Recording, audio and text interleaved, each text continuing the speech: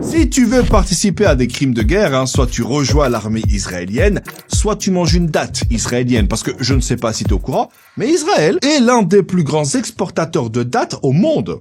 Et vu que c'est le ramadan, ça veut dire que t'as plein de gens qui vont peut-être partager un iftar autour d'une table garnie de soupe, d'œufs et de dates complices de génocide.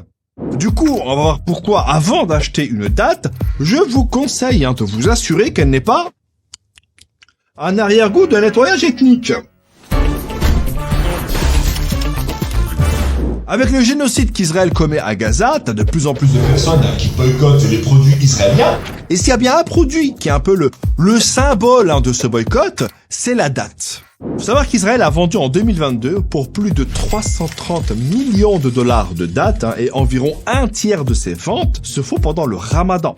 Et t'imagines bien qu'avec le génocide en cours sur une population qui est majoritairement musulmane, et l'autre gros souci avec les dates israéliennes, c'est qu'elles ne sont pas juste cultivées en banlieue de Tel Aviv. Non, les gars, on parle d'Israël. Et qui dit Israël dit colon. Et qui dit colon dit Cisjordanie occupée. En fait, environ 40% de ces dates sont cultivées dans des colonies illégales en Cisjordanie occupée. Donc tout ça veut dire que quand tu achètes une date israélienne, t'as de fortes chances de financer l'expansion de la colonisation. Et limite en mode, pour une date achetée, une violation du droit international offerte.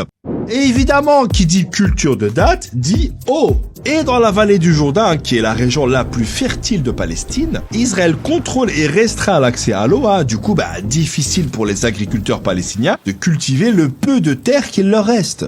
Oui, parce que 86% des terres dans cette région ont été confisquées par Israël au profit des colons.